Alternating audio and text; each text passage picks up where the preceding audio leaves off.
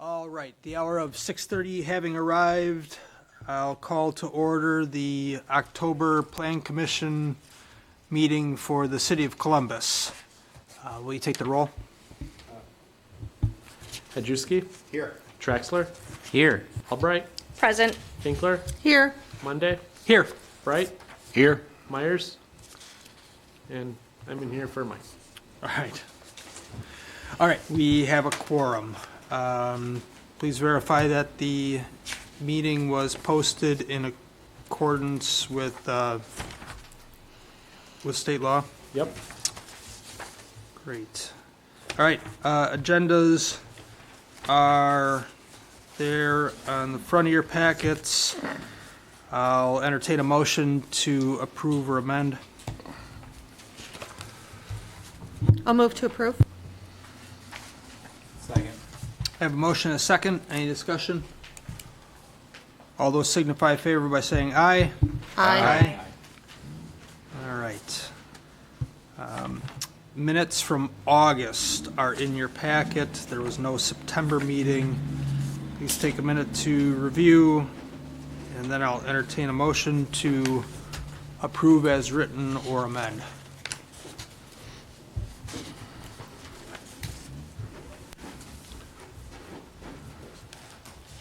Make a motion to approve.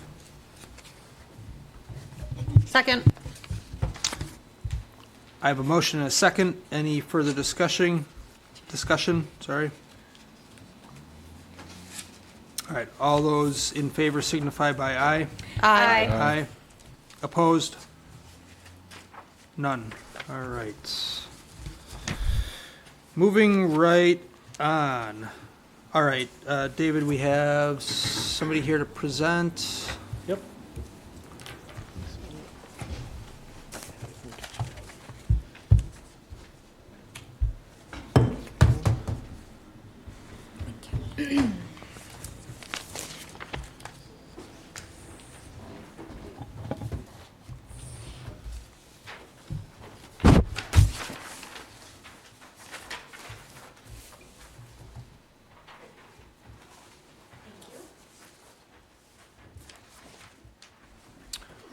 All right, and before you begin and introduce yourself, Commissioners, it looks like, so on our agenda it says, consider and take action regarding, reading the staff report on the front page of the longer sort of document of key issues and recommendations that Vanderwall put together.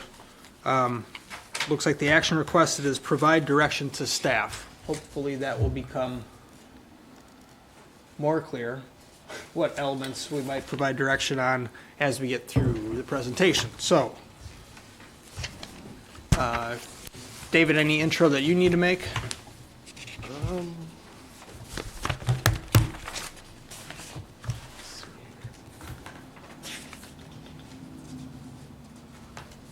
Not really. Just we're presenting kind of like our findings from the last public and first information work session, and then kind of a little bit of a kickoff thing here. Okay. Yeah, I saw that the findings, or the stuff from the public information session from our joint meeting and from an online survey were all included in here. And then I assume there was some behind-the-scenes analysis of the code. So, go ahead. Great. And David, am I good on microphones here? Or? Yeah, as long as this one's staying on, we should be good. Okay. Presentation is loading.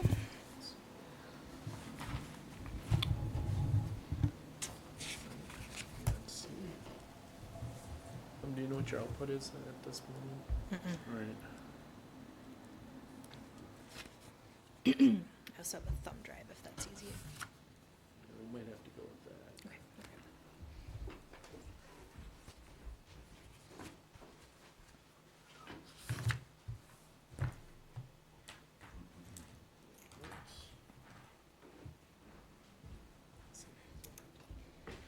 All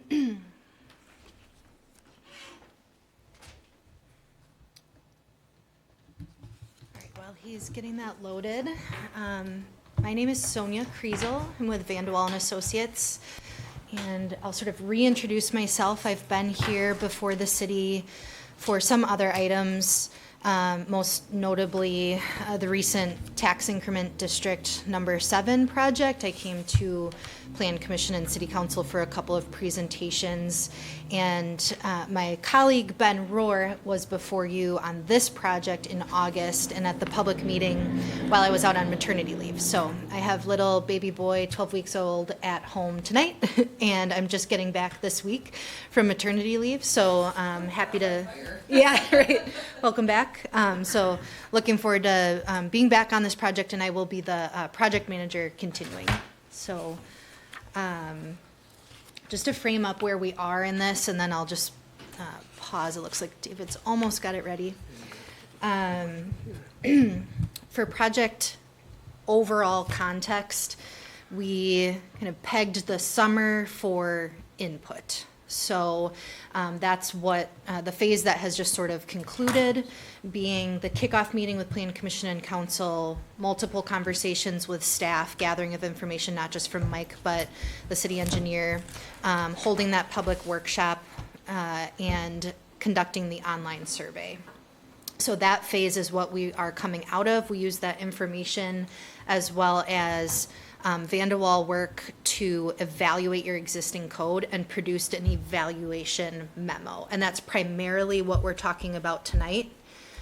This sets the stage then for what comes next. The chair mentioned, what action and consideration are we taking tonight and what sort of feedback would be appropriate. We want to share that input received with you, share our evaluation memo, and talk about some of the potential solutions in there. And this is all very high level, but it sets the stage for moving forward. So we cannot draft the code without ensuring that we're sort of starting from the same, place, and have a little bit of consensus. Okay, sounds good. So you can go ahead one more. So this is the slide that I was just describing with that first line, kind of summer coming out of the input, fall. We will start to draft the code essentially based on the very high level information that we'll discuss tonight. So I like to always, in a zoning code project, be talking a lot about what you're going to be seeing because there is so much detail. There is, any one topic, whether it's setbacks or building design or how to handle a CUP, could take any plan commission at a municipality a ton of conversation, and we are doing an entire zoning code. So I like to just keep prepping you on what's coming next, so that we can get through meetings efficiently and so that you know what to expect. So we'll be talking about that through tonight's meeting as well. We won't really get into the meat of the ordinance itself until this winter, generally speaking. So again, today's purpose I've covered. We're going to review the input received, discuss this evaluation memo, and then confirm that big picture direction. So getting into the ordinance evaluation memo, you had the materials in your packet. The purpose of this memo is to identify key issues. The draft contains 10. Again, they're very generalized, but those are key issues after looking at the existing code. Hey, this has been an issue, this has been a problem, this is a challenge. And then we want to start looking at recommendations for how we can resolve those. So it's that issues and opportunities analysis that really is what the memo is providing. And then we'll start to discuss those policy decisions. As I've been saying, this is high level, but I want to provide just an example of what that means. So when we're talking policy decisions, issue number 1 in the memo was housing. The existing code we found is restrictive for housing development in some ways, and that's based on comprehensive plan goals, for example, for the city of Columbus specifically. What exactly that translates into for detailed policy is what you all get to decide. So we've presented ideas like we think that you need a different mix of zoning districts, or you need to adjust minimum lot sizes to accommodate housing development, for example, or accessory dwelling units are not something that's currently discussed in your zoning code. we've put forward, that's something that we should look at. How exactly that gets into the code will also provide you with language as a starting point. But the details are really what we are going to rely on you for to make those decisions. We're not going to ask you to come up with the language, but we're going to use examples from other communities, our experience, aligned with the goals and the feedback that we hear from you. You tell us, yes, we want ADUs as a permitted use. No, we want them as conditional. What are the pros and cons of that? Or we're more comfortable with this as the lot size and why. So we're not at that level of detail. Tonight, we are saying, yes, we want to move forward with some housing conversations, X, Y, Z. Good. This is just a slide to summarize the input that went into the memo. You can go ahead. I'm not going to go over all of these details. These are things that were in meeting packet materials last time and that we've taken from the comprehensive plan and the RFP for this project. We know we want to improve the clarity of the code, modernize zoning standards, et cetera. And then starting to summarize here, themes that we took out of the public input. And from the joint meeting plan commission and city council, reduce barriers. I think that was mentioned a couple of times. Reduce barriers to new development, and we can get into more of what that exactly is. Look at ways to integrate best practices. What are other communities doing? We'll bring that experience in. And then promote, create standards that promote higher quality development in general. So that could be building design, different transportation policies than what you have now. Like, are we looking at in a subdivision code requiring sidewalk? And is that on one side, none, both sides? Do we have cul-de-sacs, et cetera? Housing choice options was some of the examples that I mentioned a few moments ago. And then coming out of the public workshop, we did have 15 people in attendance in person. The concurrent survey that was run online did have a pretty good response rate with 60 responses. 60? Yeah. Wow, that's better than I would have expected. Yeah, so we found that it's really nice to provide that online option at the same time, because more and more it seems that people just have a lot of difficulty getting out to the public meetings. But 60 responses there, and that's what informed some of this, summarized as an attachment to the memo in your packets. But what we found here is that there is support for moving in some of these directions. When the public, the people that participated in the survey, it's not a referendum, it's not a unanimous vote from the community that says, yes, we want to eliminate parking requirements. But what this does is it at least gives you a little bit of a comfort level from those people that we heard from about what direction they want to go in. So in terms of parking, for example, there's some comfort with reducing the minimums, which could, in terms of your other goals, then reduce barriers to development or improve access to housing or improve housing affordability or improve housing choice, reduce impervious surface. So all of these policies working together. There was support for expanding housing options, including allowing accessory dwelling units and expanding locations where mixed use development can be allowed. So your existing code right now doesn't have a lot of mixed use. It's kind of the older style where things are siloed into sort of segregated districts. Some support for transportation improvements, bike ped in neighborhoods, street connectivity and alignment. Those can get wrapped into the cul-de-sac example that I shared, and maybe not allowing cul-de-sacs or limiting where they can be used. Building design, I understand, is going to be a big topic, both for gateway corridors as well as clarifying how it's handled downtown. And again, public support for landscaping, screening standards for things like trash enclosures, and then I didn't review all the notes on signage, but some of these sticking points, sometimes communities don't want pylon signs or they don't want electronic message signs. Those can be some of the more difficult signs from a public appetite. But it sounds like the public input received does support continuing to allow those types of signs. Were there,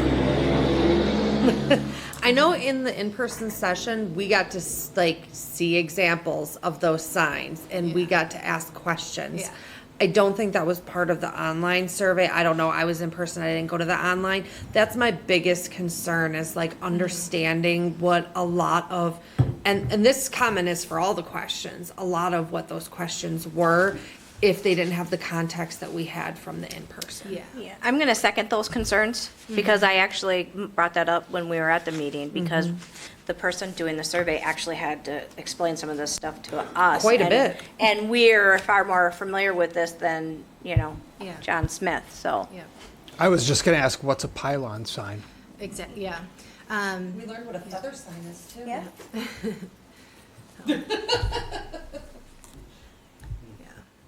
Single pole sign, the tall ones, in case you wanted a real answer to that.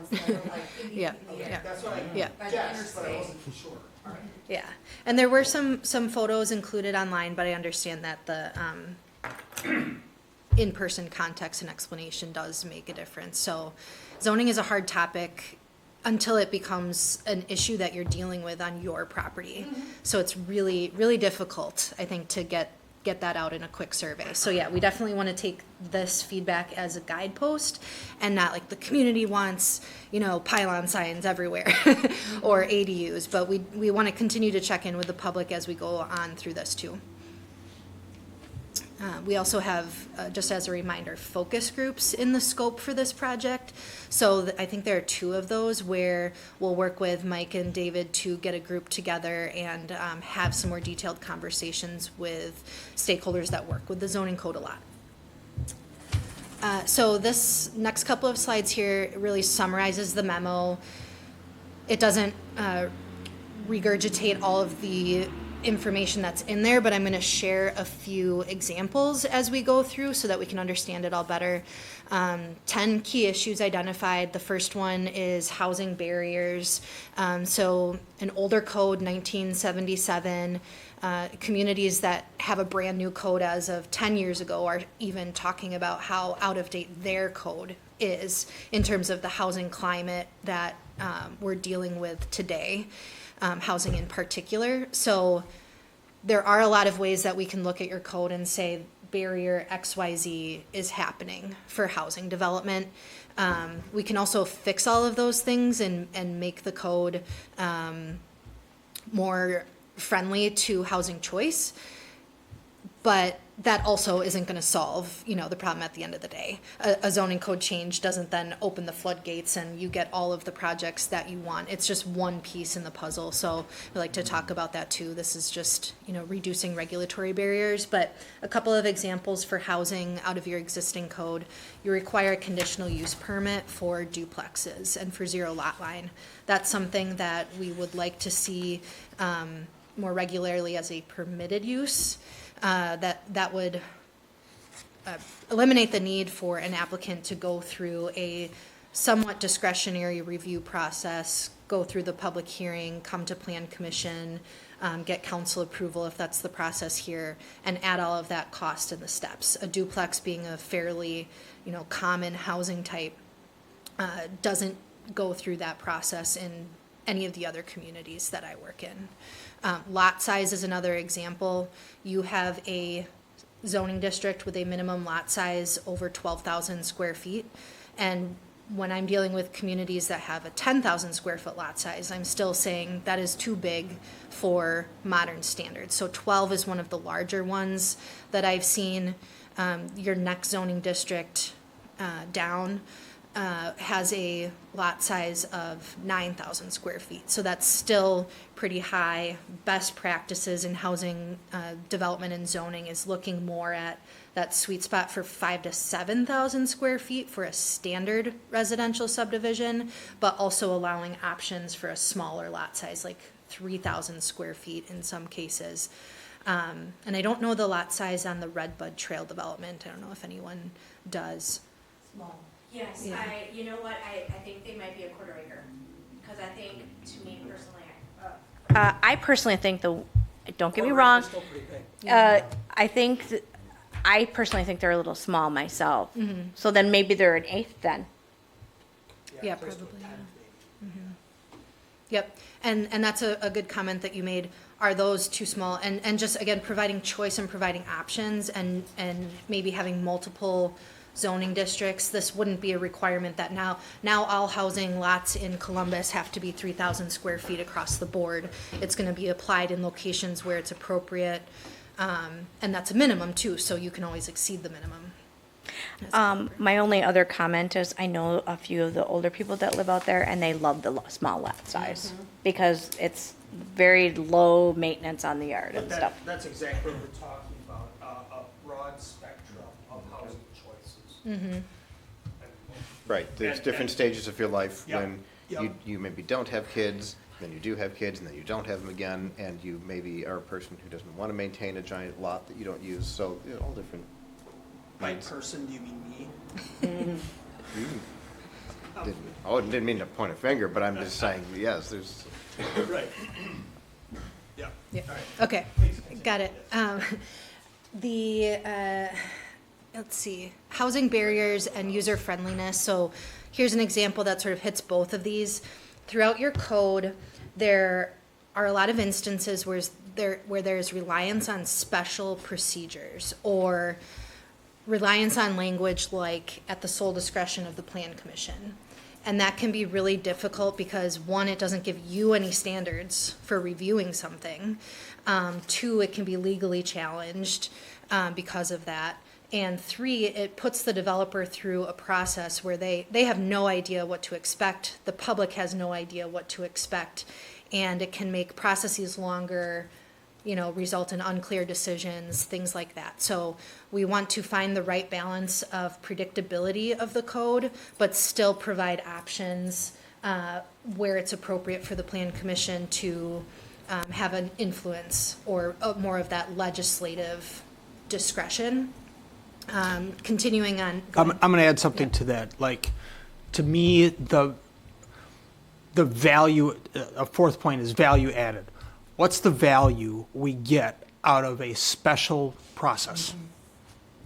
Okay? If there's something to be added there, then we keep it, right? So that, to me, that's the check and balance against somebody saying, "Oh, this is just an onerous process." Well, if we're getting something out of it as a community, then yes, it might have some additional barriers, but these are necessary for some reason.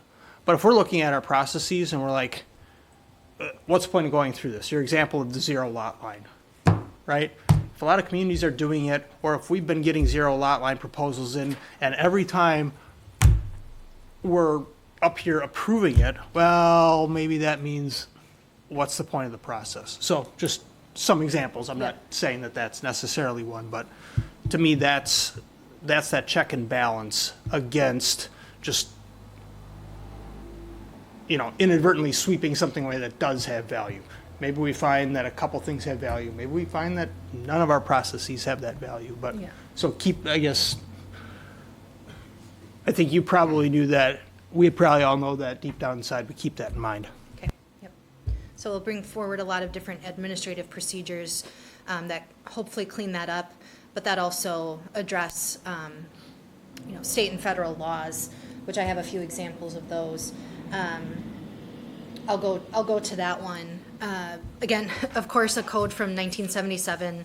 There have been a ton of state law changes impacting development since then, and a whole bunch since like 2018 alone. But we're going to have to go back and make sure that all of the ones prior to sort of the modern changes have been addressed too. We don't anticipate that we're going to miss anything because we're sort of starting with a model that is then customized for Columbus. So we're not necessarily starting with your code, and we don't need to go through and find every little line item where it's out of compliance with state law. But some zoning changes that you've probably heard of. This one will be a key theme throughout this process is Act 67 and the changes related to conditional use permits. So that's the law that basically says you don't have as much discretion as maybe communities have thought in the past for CUPs. You have to have substantial evidence in order to deny something or to attach a condition. So therefore, a conditional use, for all intents and purposes, is really permitted unless you bring forward substantial evidence that says otherwise. So the bar for denial was raised with that. Most communities, the response to that is to eliminate reliance on the CUP. That means making a lot of uses today that take a conditional use and making them permitted. So that's going to be a policy decision that we go through. If there are any that you're not comfortable with, we need to understand, where that is. For some of the higher nuisance land uses, let's just say speedway, outdoor entertainment, race car track. That has a lot of potential for light, noise, traffic. So do we want to be stuck in a situation where that comes forward and you have to permit it because you took it out of a conditional use? No. So we have our approach to that is to instead use the zoning map amendment process to control. So some of these uses will go into a special zoning district, and that zoning district will live in your code, but it only gets mapped when you think it's appropriate, because at that zoning stage, you have legislative discretion. At the CUP stage, you do not. So we try to put the things where you want to have that authority and control into that legislative bucket. What year was that act? I know acts are labeled with 2017. years. 2017, Yeah. Act 67, Yeah. thanks. Yep, and that one also changed how you deal with substandard lots. So if you have a lot today that is less than that 9,000 square foot minimum, you, in the past, might have said that's a non-conforming lot, no building permit for you. Well, now you are required to grant a building permit if certain things are met. There was some changes in solar. This was a little bit older, but state law limits what you can do. You shouldn't be having regulations that greatly increase the cost of solar or prohibit solar without kind of verifiable reasons. Short-term rentals, I don't know if that has come up here a lot, but state law says if you have a single-family home or residential home, you need to allow short-term rentals in it. Telecom, cell phone towers, you can't prohibit those. They have to be permitted or conditional in all of your zoning districts. So that's something that comes up a lot. Signage, the 2015 Supreme Court case says you can't regulate signage based on content or the speaker. So you can't have a code that says the church is applying for this sign, so I'm going to regulate it this way versus business. It's based on the time, manner, and location. So the zoning district, how the sign is put together, its height, things that are not based on the content of the sign or the speaker of the sign. So that could give staff, difficulty when they receive a sign permit and they have to, so we want to clean up those things. Subdivision, because we're doing that too as part of this process, and I don't want it to get lost, but impact fees, how you charge park impact fees when a new subdivision comes in, that's in your subdivision code, and things like that. So a lot of state and federal law things that we'll look at. The last one is pretty specific to Columbus, number 10, so that's going to require some maybe focus on that as a policy decision. We have some best practices, ways that we want to look at how you regulate things like lot coverage across all development, multifamily, single family, commercial. Are we using a building coverage ratio? Are we looking at lot coverage? Our main goal is to make that more clear so that when you read the code, you just know what to apply. But in Columbus, there are enough properties with floodplain constraints and wetlands and things like that, that I understand there's some conversation that needs to happen around that. Okay. So the next set of slides, these are not aligned. They don't go in the order of those key issues. They don't go in order of the memo, but just wanted to provide some more visuals that help you anticipate what's coming. So we propose a reorganization of the code. This is one of the biggest issues, I think, with the code today, is just information is everywhere. I think one-off changes over time made it, difficult to keep it organized. Admin procedures are in this chapter and then they're in that chapter, and you can lose things really easily.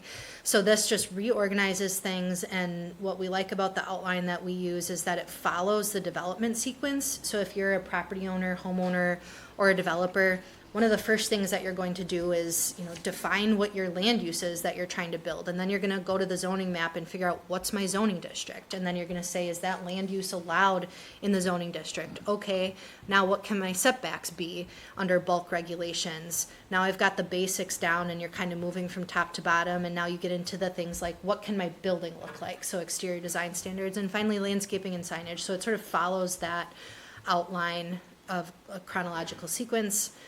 The next slide is subdivision code, and this is actually really similar to what you have now, but I think with all, like I mentioned, all those state law changes and modernization, there's still a lot of content, but the outline is pretty similar to what a lot of communities use and what we like to use. To explain this slide a little bit, this is that same outline of the zoning code, more or less, so from top to bottom, following the articles through. But what this is trying to communicate is each chapter is made up of a lot of information, and that can be, summarized into the text and a bunch of graphics. So if you have text explaining what the zoning district is, we're also going to have model diagrams that summarize what the setbacks are. So using graphics, images, charts, things that make this a lot easier to read for people who don't do zoning all the time, which is most people. Go ahead. This was in the code, and it's just a graphic to sort of that communicates how we analyze housing. So we talk about missing middle housing. That can be, depending on your perspective in the community, that can be for housing affordability, it can be for attainable housing, it can be for just expanding housing in general, housing choice, it can be for reducing barriers and developer ease of development process to encourage the type of development that you want.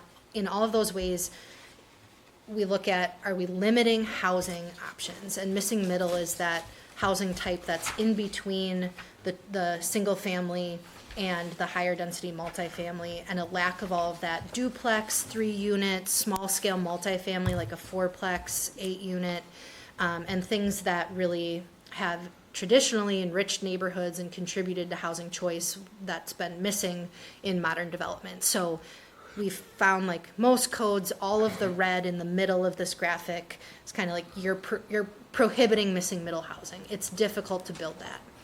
So hopefully, at the end of this, we get more green boxes to show that housing is more available as an option. Let's say you're in the R1 zoning district. This kind of summarizes all of those numerical and quantitative standards. So in the table over there, it's just easier to read. It's a front setback is 25 feet, etc. And then there's an image that goes with it to show you where is the front setback, where is a street side yard setback, when is it a rear yard for the principal structure, when is it a rear yard for the accessory structure. So these things just help make it easier to use. And then the next 2 slides are, almost everything that you need to know about the zoning code would live in these 2 tables. And the first one was a table of land uses. You do already have that in your code. I love these because it's kind of a one-stop shop. If you're let's say you're a prospective property owner or developer, you have a business idea. I want to open a coffee shop. You can shop for your land use on one side of the table and then go across the zoning districts on top and say, okay, it's permitted in these. That's where I want to go look for available property where I could potentially open my business. Or on the flip side, let's say you have the zoning district already, you're the property owner, and you want to know what can I do with my property. You just go down the rows and you see all of the land uses that are either permitted, conditional, or prohibited. So this is the land use table, and then the next one is the bulk dimensions table. So same thing, but every number that you need to know. I'm in the R1 district, 25-foot front setback, 10-foot side yard. And then the next row over would be, how does that compare to the R3 zoning district? Which one fits my development better? So again, just hopefully an easier way to use it. Same tables to summarize parking rules, how to develop a parking lot. Go ahead. And then this is the sign code. Now, of course, this isn't legible at all from where you're sitting. It's just an example of the sign code all put into one page. And I've used these two to look at and say, how do I permit this sign as the staff person? And it does take some practice. There's obviously a lot of words on there. There's footnotes. So it still takes some time to figure out, how to quickly get that information. But it's instead of flipping through, a 10 to 15 page sign code that might have conflicting information, this has graphics all on the same page, the type of sign, where it's permitted, things like that. Building design standards, I think this one seems like it will have good conversation. We want to, again, have that balance of predictability and not being too specific. So we don't want to come up with regulations that aren't the right size for Columbus. If we say we have all these rules, your building must look like this, well, then you're being very predictable and you're telling the development community exactly what they need to do. But then it's inflexible and you're going to have people here saying, I need you to amend the code, and you're going to be dealing with that all the time, where it's going to prohibit development. So an example, let's say you want better quality building materials. Instead of saying you have to use this building material, we say you have to have 20% of your facade in class 1 or high quality materials, and then we give examples of what those are. So you still have choice within that realm, but it gives some quantifiable, measurable metric that staff can use and that the Plan Commission can use. That might be different for the downtown. You might have a lot more specific, if that's what the requirements are to maintain the certified local government status, but downtowns are usually a lot more detailed when they're historic or that sort of development involved. And then kind of coming to the end of the slides here, big theme that we're hearing, not surprisingly, is how do we reduce barriers to development? And a lot of that is just time and clarity. So that's the first bullet point, and we've talked about these. How can we get things more at administrative level, that's permitted uses, or where staff can easily, without question or interpretation, approve something that you have all given direction as the policy people on what the code should say, reduce ambiguity. Another way to reduce barriers is upzoning. So that's just making land use and land development more flexible. The second bullet point there, I think that's caused some issues in how the zoning code is used today. The zoning code doesn't necessarily match the older kind of historic development in the community, so you end up with a lot of non-conforming uses. So we changed the standards to make that conforming. So if the house burns down, you're not stuck with a vacant lot that can't be rebuilt to what it has been for 100 years and wouldn't be an issue. We don't want to have that mismatch where you're trying to apply 1980 standards to a lot that really is 1910 standards. New zoning districts. So this is maybe a good segue into, again, what you're going to see next. So these themes help us. They inform what zoning districts we propose. Next time that we come back to the Plan Commission, you'll have zoning districts, you'll have and then the land uses and the bulk dimensions that go into those zoning districts. So it'll be a little bit more technical, but that's what it'll start to take shape that way. So gone into a little bit more detail here than we did with the kickoff meeting in August. Is there anything that surprised you from evaluating this? Do you think there's anything missing? Really try to keep it, bigger picture, what's difficult about land development in Columbus, or any key issues, even if they are detailed. Is it something that just doesn't go away, that comes up all the time? Other ways you'd like to see the code improve, to these themes and recommended solutions start to make sense? Any other ideas?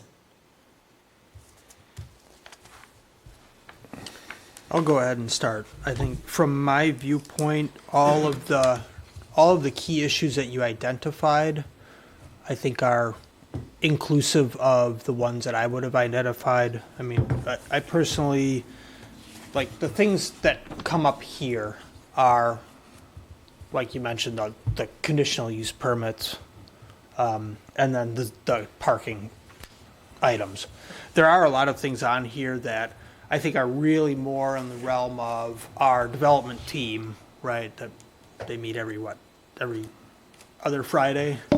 Right, so there's that side of it, sort of the how to apply the code to a permitted use site plan, right?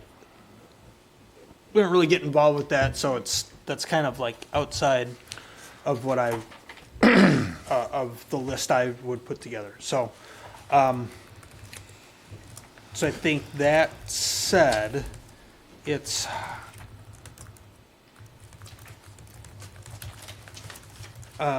yeah, that's my view on your overall key issues. So I guess the rest of you, are there issues that didn't get identified here that we feel need to be identified?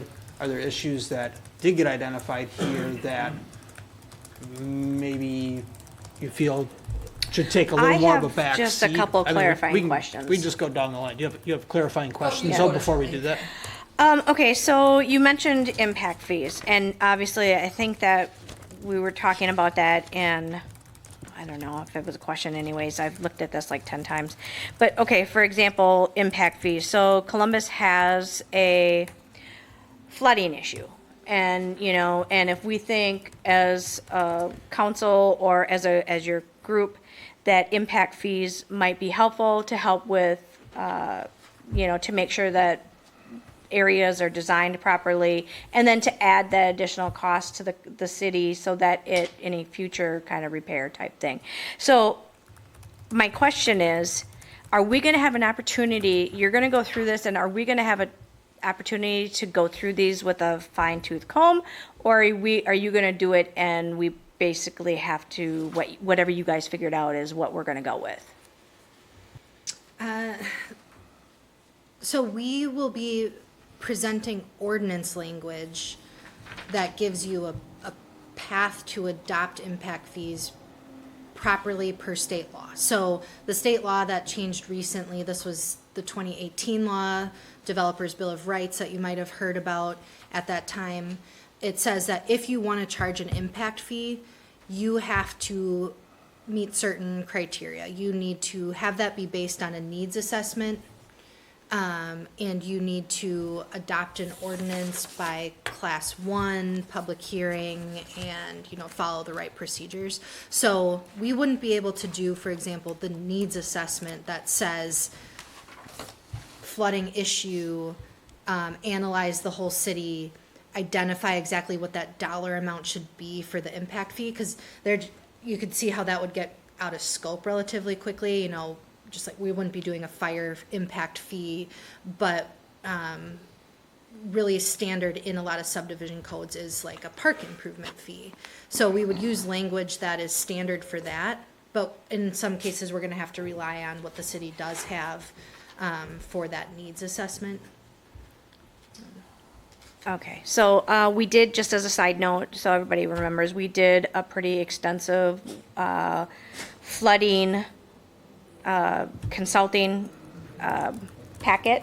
I think it was like 130 pages, and actually impact fees was one of the items that was brought up, to kind of offset that cost. So I guess so if we've done stuff in the past to kind of go that direction, you're saying that we would need to do that like separately, then basically is what you're saying. Yeah, I'll ask Mike about those studies and make sure I have them, but the language that I have in the code is going to be fairly generalized, but you might, I'll try to make sure that it fits with other things, so like your fee schedule, things like that. All right, thanks. Yeah. And you had kind of another question there about, do we get a chance to do Yes, this? So, that's- so right now, we're funneling, like, I'm looking at the very first page here, where we're at the stage of sharing this information, and it looks to me like the next step is going to be this: develop the zoning districts, the land uses, and the bulk standards, and then they'll get filtered. That's sort of all the what's, right? And then you're gonna put all the what's into the draft of Exactly. the ordinance, and then I think the scope had 3 meetings about the draft ordinance. Am I remembering that right? Yeah, we kind There of are have, discussion yep, times Yep. for what you write, so Yep. they were getting it narrower and narrower to specific topics like Yeah. what you were just talking Yep. about. Yeah, I just don't want to, I agree with that we need more flexibility, but I just don't want to be too flexible Yeah. that we make, known issues worse.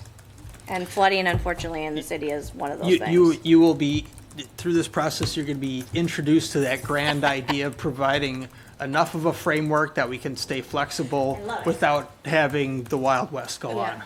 Yeah, and in It's terms a of the real sweet scope, spot. Yeah, I wanna mention that the code it's a lot of pages, a lot of words, and a lot of policies that you will get, a handful of opportunities to comment on. So behind the scenes, we'll be working really closely with staff and hopefully having that very, very detailed review is happening multiple times with staff. We're gonna have meetings, conversations, get their direction, and then what we come to with you is as clean as can be, and we highlight those important policy questions. So like, for example, I'm hearing flooding, stormwater. So anytime that there's one of those things that needs a policy decision or where there was a big decision made, we want to make sure to point that out and get your feedback. So my point is, if you do have questions as well, you can check in with staff or make sure that, hey, Mike, make sure that, I thought of this. Can you make sure that you keep an eye on that when it comes through the draft?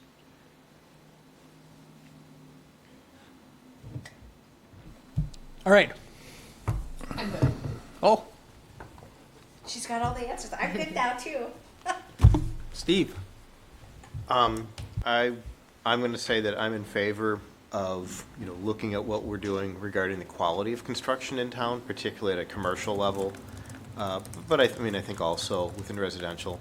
And the challenge will be to balance the desire to push for a more attractive community with the need to make sure that you're not making things so expensive to do that you're chasing away development. But, if you were to look, I may not be using the exact right example, but if you were to look at, let's say we have a new auto parts store in town from the past couple of years. And if you looked at our auto parts store versus, say, one, I think like maybe in Wanakee, you would probably find that the same retailer building something here versus there didn't give us something that was as attractive as it could have been because they didn't have to. And I don't think that the people of Columbus deserve less because maybe the median income isn't as high. I think there's something to be said for we're worth it, but without chasing away business. So not to beat on one particular sort, but that's the one example that came to mind.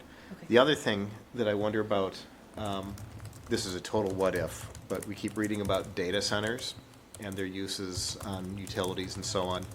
And I don't think we have a whole lot of vacant land to worry about, but land could be annexed, and then our utilities, our water, our electricity could become an issue.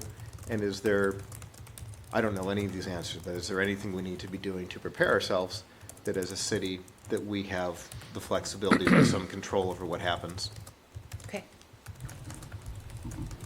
So I'm gonna hop in on that real quickly if you don't mind. So data centers are a great example. I think maybe a way to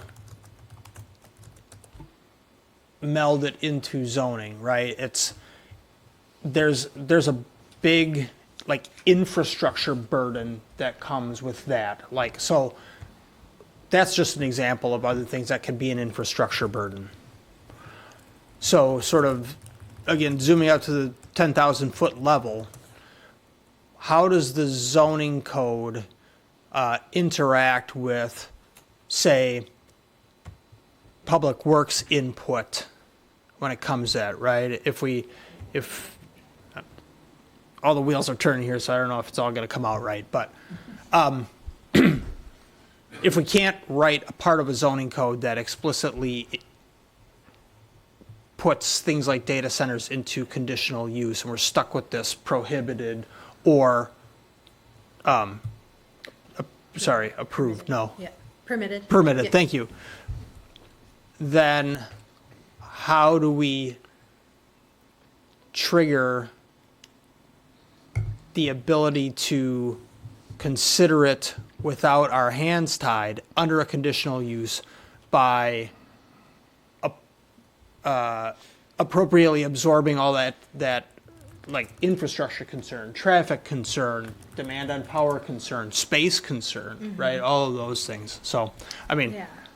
Maybe I- one thing to think about, and I don't have all the yeah, answers. no, and Yeah. that's fine. That's Yeah. just like how to think about that. Like I think why these efforts get bogged down is that sort of hyper focus on one particular thing and sort of don't take that big picture approach where, today it's data centers and tomorrow it's 300 unit apartments, right? And you've forgotten to address 300 unit apartments because you didn't know they were coming. You were so worried about the data centers, right? So that whole idea of how do we not get 20 years from now and say, man, this is outdated because we brought it up to the current standards or current development markets and trends and things like that without having a flexible enough framework to adapt to the next trend. So I have a comment about that. So our utility infrastructure is aging. So that is actually an extremely important point. I mean, because I think the one over by my house, that might darn near be almost 100 years old or something. I don't know. It's on Water Street. So that's an extremely good point. I mean, would you normally get comments from the utilities and the other like areas from City of Columbus in regards to that kind of thing, or? I think a lot of times it comes into the subdivision code, because at the subdivision code level, you're establishing like the infrastructure that's needed to serve the subdivision. So that's why you have like, what are the design standards or the public improvements necessary to serve a residential subdivision? You have to ensure that the roads are adequate, that the utilities are adequate. So, it's really a lot of times baked into there for subdivision. All right, thanks. Yeah. Thanks, Steve. Move on down the line. So for me, like, I got the luxury of going fifth here. You guys pretty much knocked out a lot of the concerns I had or questions. I was curious. I learned a lot about Act 67 there. I didn't know about the conditional use permits and how, maybe how we've been doing it maybe might be conflicting with, what's supposed to be done. So I'm glad that that's going to be addressed. I was curious about the response rate with some of these questions. I know you said 60 online, and there was like 15 people. Like, is that a good representation to come up with some of this data? Feels low to me. Right. With the amount of people. Is it statistically significant? Probably not. Did we vet the questions where, it eliminated bias or, really could statistically impact? No. But it gives just that comfort level with some of these things. And I think we have to keep that in mind.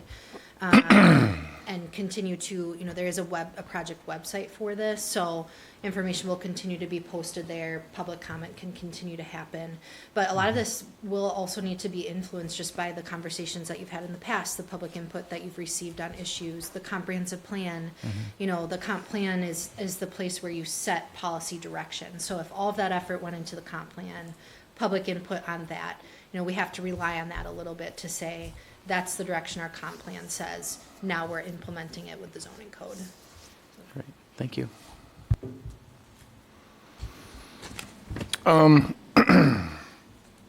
Yeah, I was going to ask a question. In this proposal, this red and white, yellow, green block chart here, or anywhere else in the packet, does it ever address in our what we're discussing for zoning, tiny houses? Because they're trending all over the country, and we don't have a lot of land. So let's say I owned a little bit of land, and I could put 6 tiny houses on that land and sell them or rent them or whatever. Does your plan or your zoning idea, I mean, this could be 10 years down the road. We don't have to rewrite the code for that. And it's already happening all over the country. In fact, there's a place in Madison that's building tiny houses. And they're going in places where they got like a quarter of an acre or an eighth of an acre or a miniature mobile home park if you got like 2 or 3 acres of land in town. Are you guys involved? Are you guys thinking along those lines too for the putting this together? Yeah, and it depends on if it's something that you want to explicitly encourage and allow, or if it's something that you want to specifically prohibit, because it's treated a little bit differently than, what really is a tiny home is often different than, a single family home as defined in the building code with a foundation and with certain things. A tiny home, for example, we wouldn't be permitting one that's on a movable trailer. If it was, then it's probably being defined as mobile home, which is something that your code already accommodates and requires, a minimum 5,000 square foot lot size, and you meet those standards. And it's like a mobile home park, but with tiny homes that might be 400, 500 square feet. Yeah.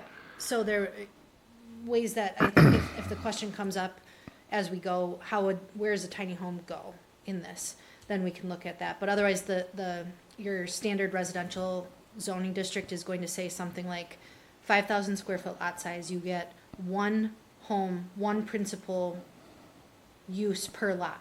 So you're going to have one house. And a 5,000 square foot lot might have a house that's, not tiny, but it's one house. So, Because they're so affordable. I mean, they're popping up everywhere. And if they can find a spot to put one and have utilities hooked up to it, it's a very inexpensive method to survive. And we're not a rich community. So if we had 20 or 30 couples or singles move into our community because they can afford a tiny home, are we eliminating that possibility? okay. Yeah, and that totally fits into the conversation about what I described as a spectrum of housing, right? I'd shy away from like saying we're promoting tiny homes or promoting mother-in-law suites or whatever, because those are trends. Those will come and go. What we need is a zoning code that over the course of time, whatever trend happens, we're there to catch it. Right. And the zoning code can take it.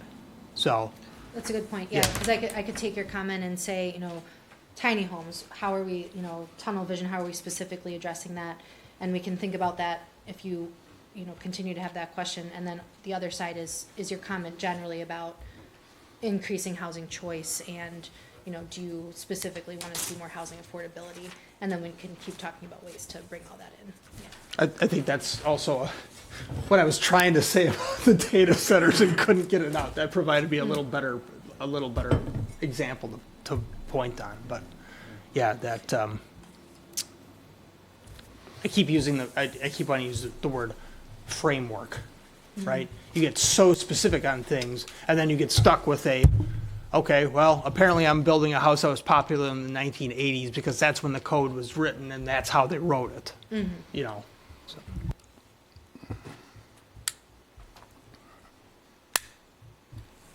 Okay, thanks everybody for your comments. I did notice one thing. Question 10 and question 11 in the survey are written as the same question. Okay. But they had different results, so one or the other is probably a typo. Okay. That's when I did the sanity check with Shelley. I know, I was doing this with I the, reread it like 15 I know. times. And it was on 2 different pages, so I kept Right. flipping back and Okay. forth. So if you can correct that so we know what data we're being presented, that would be awesome. Yeah, I had my own notes from reading this yesterday, but,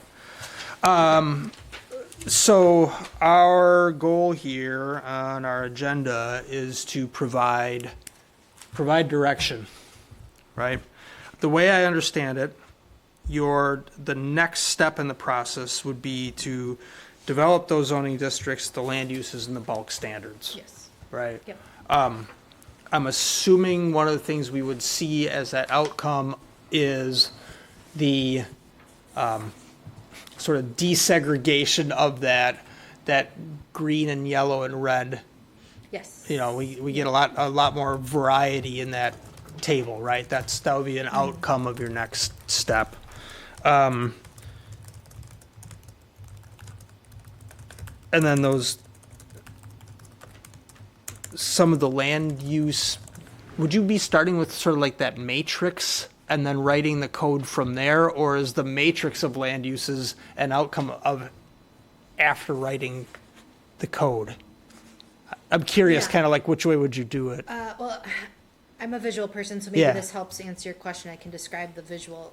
We use an Excel document, and that is the land use table that you're going to get at the next meeting is an Okay. Excel document. And I guess it does really follow that same format of the land use table. So it's going to have your new zoning districts across the top, all of the land uses, and it might not say data center, but it might say light industrial, so that generalized, and it might not say barber shop versus massage versus, it's gonna say personal services.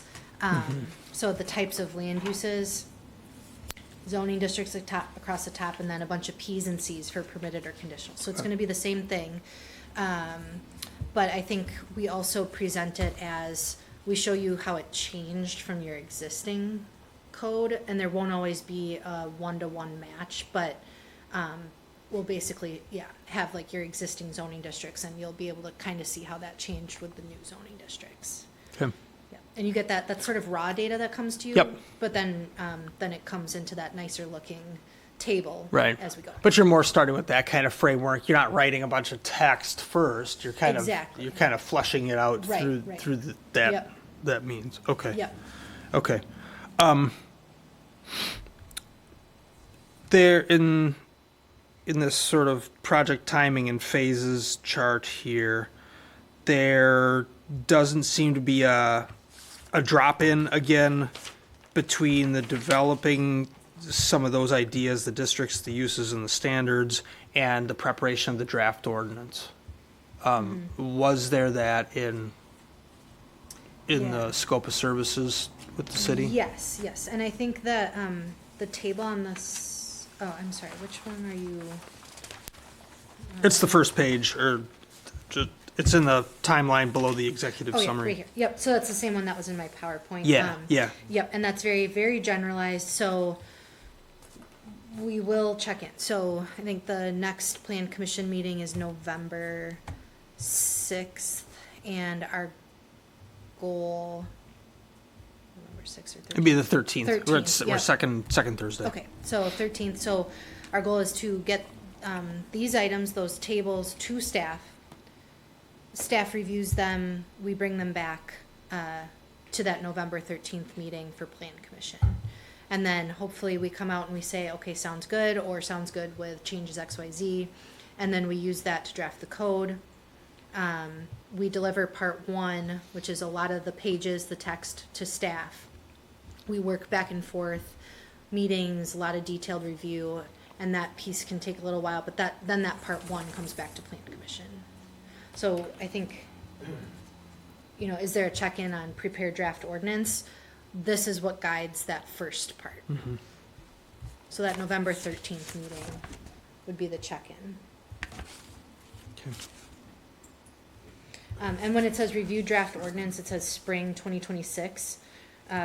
Review draft ordinance, that's generalized, so we don't want to come back to you with the whole thing. We divide it into different parts. Right. So part 1 is like Articles 1 through 5 of that outline, and then part 2 is the detailed building standards, parking, everything in Articles like 6 through 10. So you have those 2, and then we usually bring the zoning map back separately.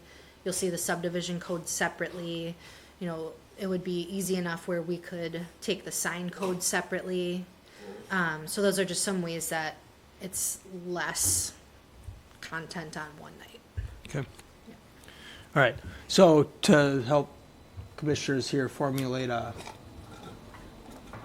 motion, right? I think the basis of the motion would be saying to staff, yes, work with Vanderwall to develop those next things, and then if there's anything that we want to see prioritized in these issues over others, I think that would be a good way to express that within a motion, so.